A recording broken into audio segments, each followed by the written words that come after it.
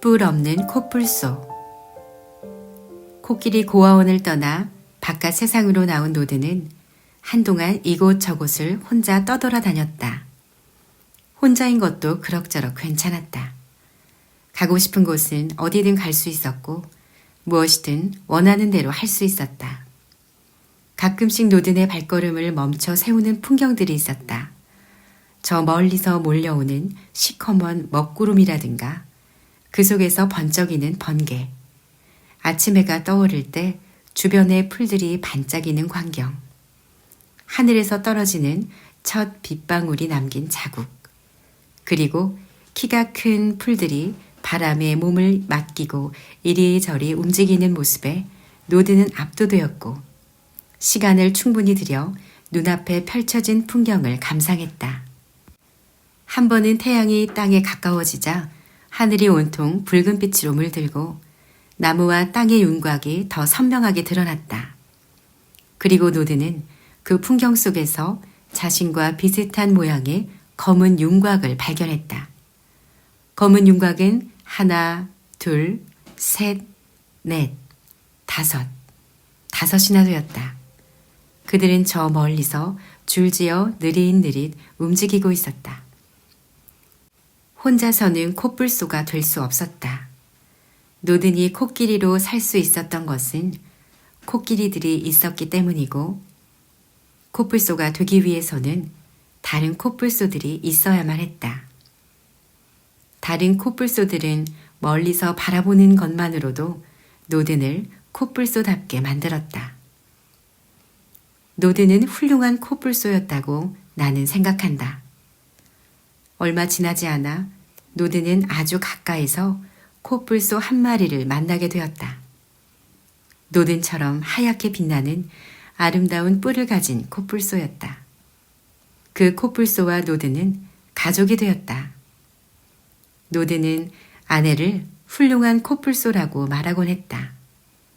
먹을 것이 많은 방향을 찾는 방법도, 마실 물을 찾는 방법도, 위험을 감지하는 방법도, 포근한 잠자리를 찾는 방법도 전부 아내가 알려준 것들이었다. 자연에서 살아가는 게 서툰 노든을 보고 아내는 엉뚱하지만 특별한 코뿔소라고 불렀다. 곧 딸이 태어났다. 아내와 딸은 노든이 상상했던 것 이상의 행복을 주었다. 3마리의 코뿔소는 어디를 가든 항상 함께였다. 풀이 높게 자란 초원을 누빌 때도, 나무 기둥에 콧불을 문지를 때도, 그늘에서 낮잠을 잘 때도 노든 곁에는 아내와 딸이 있었다. 가끔씩 노든과 아내는 코를 맞대고 누워서 이런저런 이야기를 나누었다. 딸은 잠시도 가만히 있지 않았다. 아내의 코를 발로 차기도 하고 코든의 콧불에 옆구리를 긁어대기도 했다.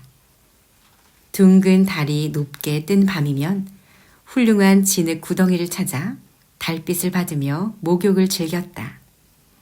거기에 보슬보슬 비까지 내리면 더 이상 바랄 것이 없었다. 노드는 아내와 딸에 대해서는 항상 말을 아꼈다.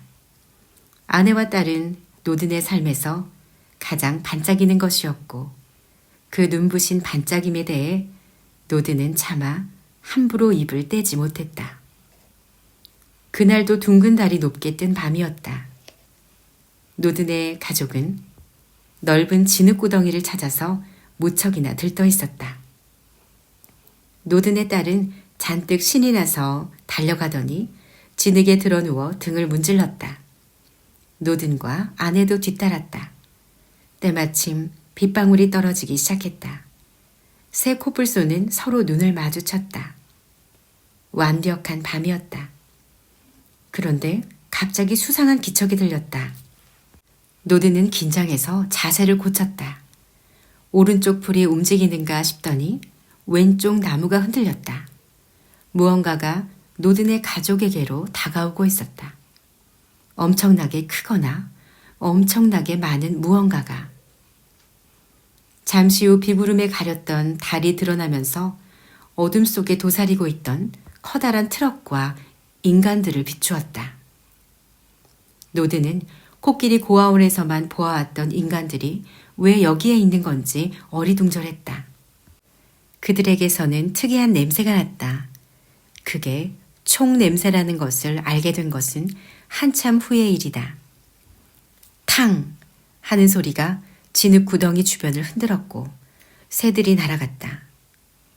아내는 훌륭한 코끼리가 아닌 훌륭한 코뿔소였기 때문에 망설임 없이 앞으로 돌진했다. 노든이 어리둥절해하는 사이 아내는 벌써 저 앞에서 트럭과 인간들에게 위협적으로 뿔을 휘두르고 있었다. 머리를 울리는 시끄러운 소리와 함께 인간들 쪽에서 작은 돌멩이 같은 것들이 날아와 아내의 몸에 박혔다. 아내가 휘청거렸다. 노든 뒤에 숨어있던 딸이 엄마를 향해 뛰어나갔다. 노든은 정신이 번쩍 들었다. 그의 머릿속에 아내와 딸을 잃을지도 모른다는 두려움이 엄습했다. 노든은 괴성을 지르며 아내와 딸을 향해 달렸다. 노든에게도 작은 돌멩이가 날아왔다. 그는 인간들을 몰아내려고 더 사납게 날뛰었다.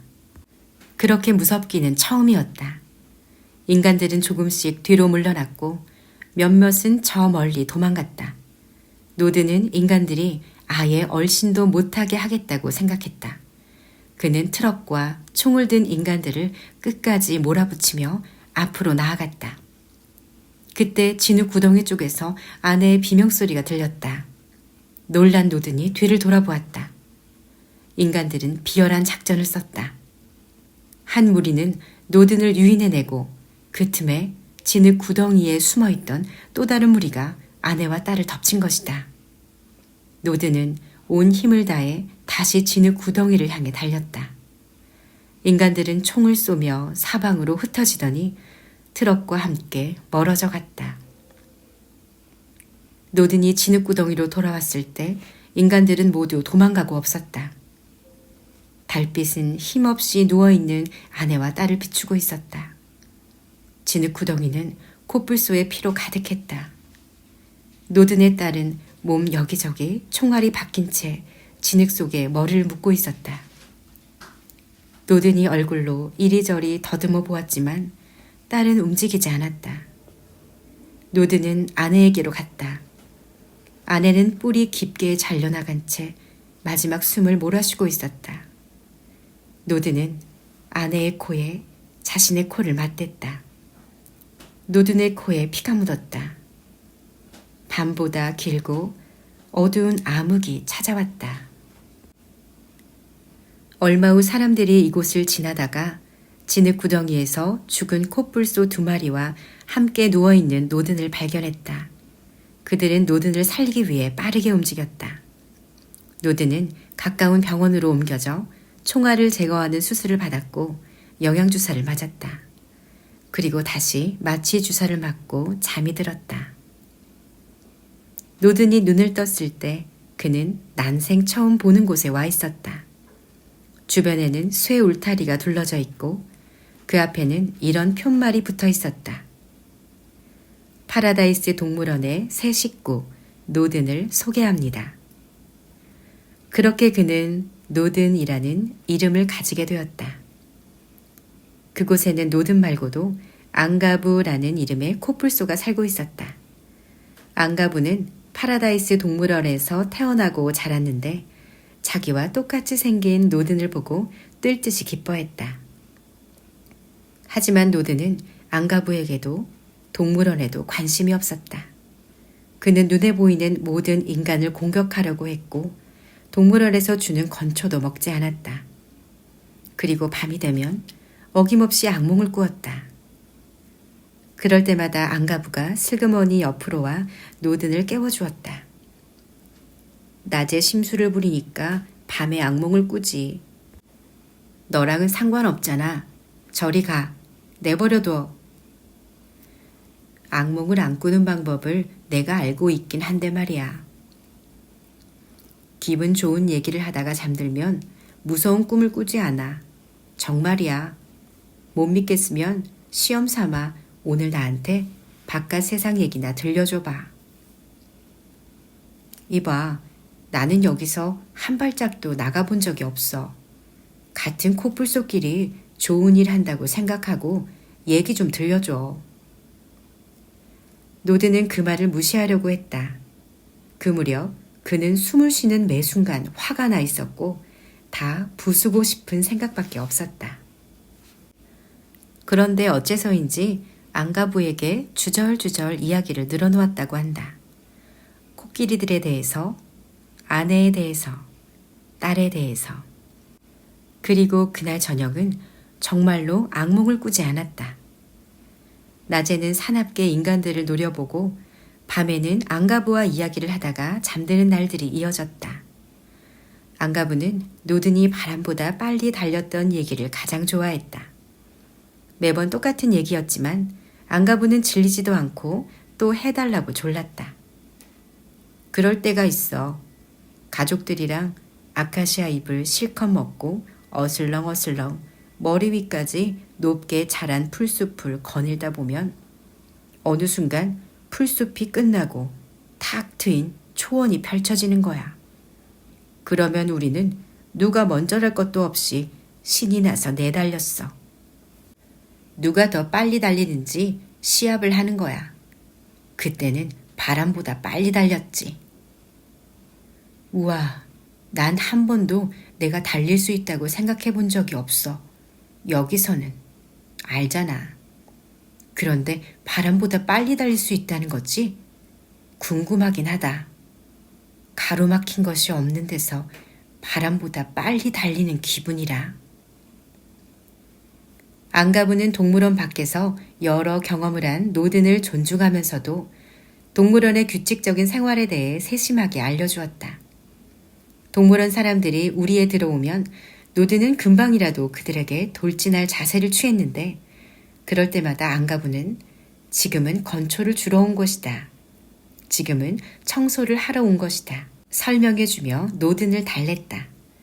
덕분에 노든은 동물원 사람들을 들이받진 않았지만 그들이 우리를 떠날 때까지 노려보며 경계를 늦추지 않았다. 이봐, 여기 있는 사람들은 좋은 사람들이야. 내가 평생 여기 살았잖아. 너무 못되게 굴지 마. 안가부, 사실 나는 복수를 할 생각이야. 복수? 응, 복수. 내 딸과 아내의 복수. 난 그놈들을 용서하지 않을 거야. 그런데 그놈들이 어디에 사는지, 어떻게 생겼는지도 잘 몰라. 냄새만 희미하게 기억하고 있을 뿐이지. 그래서 인간이라면 다 들이받아 버릴 거야. 이 동물원부터 다 부수고 여기를 탈출한 다음 눈에 보이는 인간은 다 죽일 거야. 탈출이라고? 말도 안 되는 소리 마. 아무도 여기서 나간 적 없다고. 여기를 빠져나가는 일은 불가능해. 노드는 쇠 울타리 가까이로 다가갔다.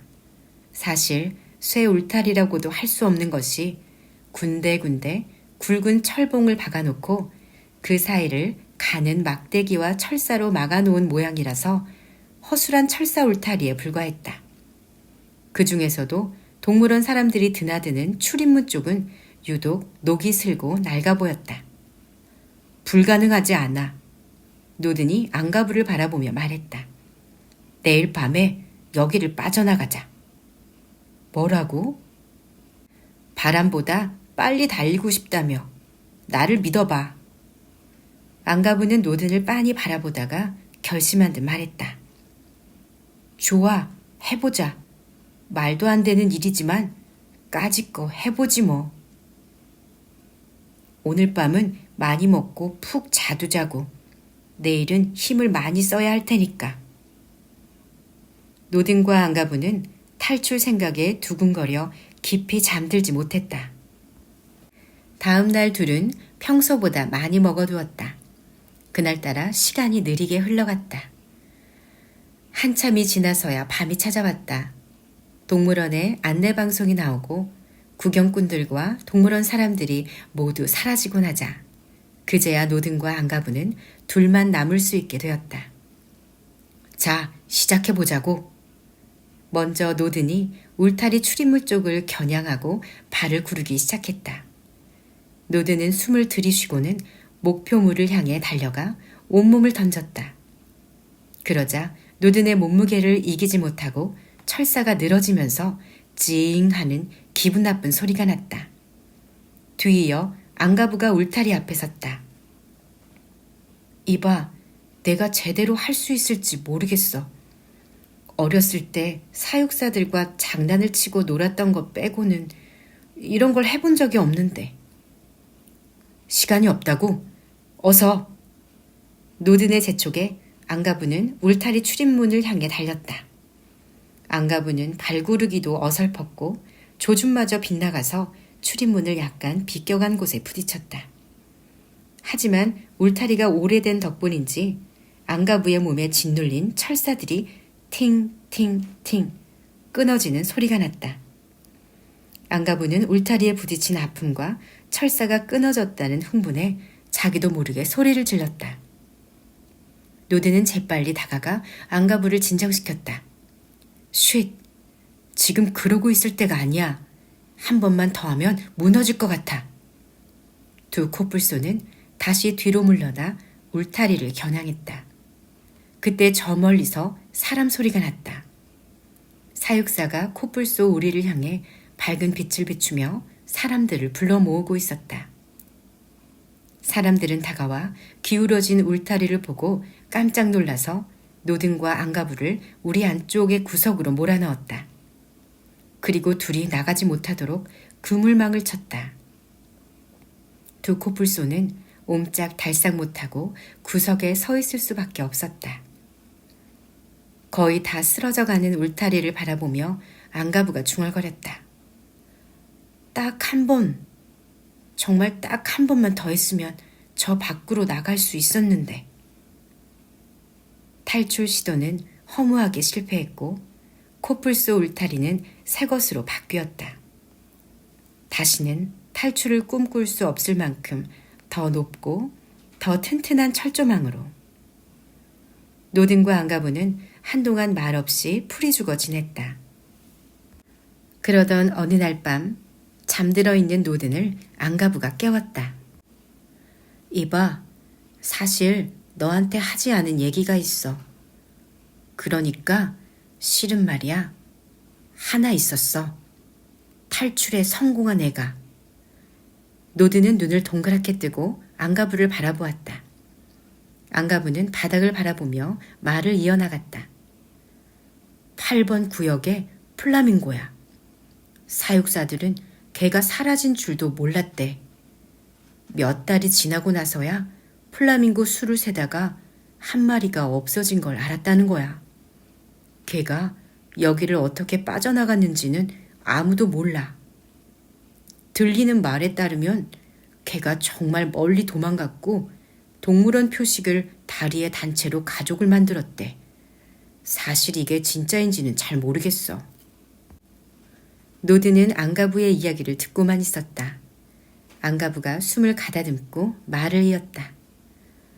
그러니까 내가 하고 싶은 말은 다시 해보자. 그때 노드는 안가부가 함께 있어서 정말 다행이라고 생각했다.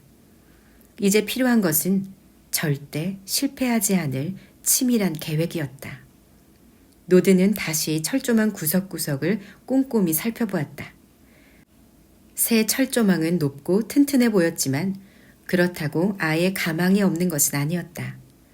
물론 예전처럼 쉽진 않겠지만 틈나는 대로 철조망을 물어뜯어서 이음새 여기저기를 조금씩 헐겁게 만들어 놓고 둘이 동시에 달려든다면 해볼만 했다. 노든과 안가부는 며칠 동안 공을 들여 계획을 세웠다. 먼저 동물원 사람들에게 끝까지 들키지 않는 것이 중요했다. 그렇다면 대청소를 하는 날 저녁이 기회였다. 동물원 사람들은 대청소를 하는 날이면 모두가 지쳐서 일찍 사라졌기 때문이다. 최종 계획은 이랬다. 사람들의 눈을 피해 밤마다 철조망을 조금씩 뜯어놓고 대청소를 하는 날 저녁, 철조망의 가장 약한 부분인 출입문 쪽을 향해 노든과 앙가부가 한꺼번에 달려드는 것이다. 3번. 3번 안에 끝내야 돼. 노든이 거듭 강조했다. 노든은 앙가부에게 목표물을 조준하는 방법과 발을 구르는 방법을 가르쳐 주었다. 앙가부는 열심히 배웠다. 그리고 절대 실패하지 않을 완벽한 계획을 위해 노든에게 당부했다. 여기를 탈출하고 난 다음에는 너 하고 싶은 대로 복수를 하러 가든 뭘 하든 말리지 않을게. 대신 그 전까지는 부탁이니 심술궂게 구는 건 그만둬. 그러다 사람들이 너를 다른 데 가둬버리고 나 혼자만 남으면 탈출하는 게 무슨 재미가 있겠어? 노드는 계획을 실행하는 날까지 얌전히 지내기로 앙가부와 약속했다. 약속을 지키는 것은 그리 어렵지 않았다. 노드는 아침에 눈을 뜨면 화를 내는 것 말고도 할 일이 있다는 것이 다행스러웠다. 두 코뿔소는 매일매일 계획을 이야기하고 또 이야기했다. 사람들이 보지 않을 때에는 어김없이 잘근잘근 철조망을 물어뜯었다. 그리고 내일은 사람들이 대청소를 하러 와주기를 바라며 잠들었다. 그런데 문제가 생겼다. 예전에 총에 맞았던 노든의 다리가 다시 욱신거리기 시작한 것이다. 동물원 사람들은 노든이 다리를 저는 걸 발견하자마자 치료실로 옮기기 위해 마취 주사를 놓았다. 노든은 마취 주사를 맞고 잠들기 전에 그를 걱정스럽게 바라보는 앙가부에게 말했다. 별거 아니야. 금방 돌아올게. 노든의 다리는 정말 별게 아니었다. 그는 밤사이 주사 한 대를 맞고 다음날 아침 일찍 물 한 개가 가시기 전에 앙가부가 있는 우리로 돌아왔다. 코뿔소 우리로 돌아온 노드는 처음에는 다시 악몽을 꾸고 있다고 생각했다.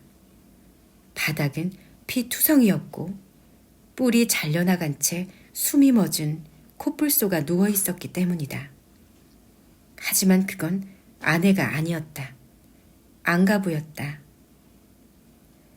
나중에 듣게 된 바에 따르면 그 전날 밤 동물원에 뿔 사냥꾼들이 들어와 앙가부의 뿔을 잘라갔다고 한다. 노드는 치료실에 있었기 때문에 운 좋게 살아남을 수 있었던 것이다. 하지만 노드는 살아남은 것이 정말 운이 좋은 것인지 알 수 없었다. 동물원은 충격에 휩싸였고 노드는 또 마취 주사를 맞아야 했다. 동물원 사람들이 노든의 뿔을 자르기로 했기 때문이다. 코뿔소 뿔은 적당히 잘라내기만 하면 다시 자란다. 그러니까 뿔 사냥꾼의 표적이 되어 죽임을 당하느니 차라리 뿔을 잘라버리기로 한 것이다. 다시 눈을 떴을 때 노든의 하얀 뿔은 반쯤 잘려나간 채였고 그의 곁에는 더 이상 앙가부도 없었다. 그리고 며칠 뒤 철조망 앞에는 다음과 같은 푯말이 걸렸다. 지구상의 마지막 남은 흰바위 코뿔소 노든을 소개합니다.